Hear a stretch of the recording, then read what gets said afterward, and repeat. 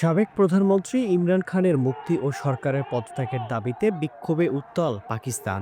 তেহরিকি ইনসাফের পিটিআই ডাকা এ আন্দোলনে এ পর্যন্ত ৫ জন নিহত হয়েছেন বলে খবর পাওয়া গেছে।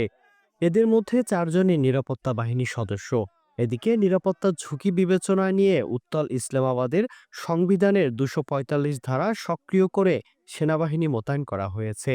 পরিস্থিতি অশান্ত করার যেকোনো চেষ্টা ও জঙ্গি তৎপরতা কঠোর হাতে দমন করারও নির্দেশ দেওয়া হয়েছে।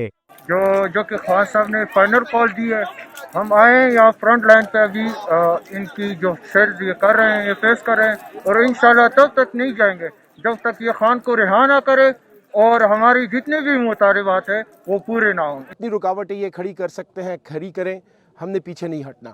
इंशाल्लाह इन्होंने 3 दिन से मुल्क को जो है वो बंद किया हुआ है। हमारी ये कोशिश होगी, इनका अज़म, इनकी जो ज़िद है, इनकी जो अना है कि इस मुल्क की आवाम को हम महकूम बनाए रखेंगे, इस मुल्क की आवाम को हम ग़ुलाम बनाए रखेंगे।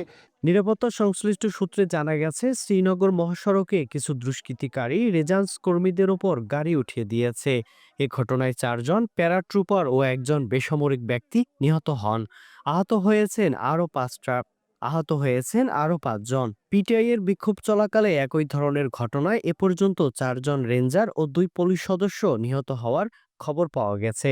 আহত হয়েছেন শতাধিক পুলিশ। আহত ব্যক্তিদের বেশিরভাগের অবস্থায় আশঙ্কাজনক। Miran Ahmed, SA TV digital.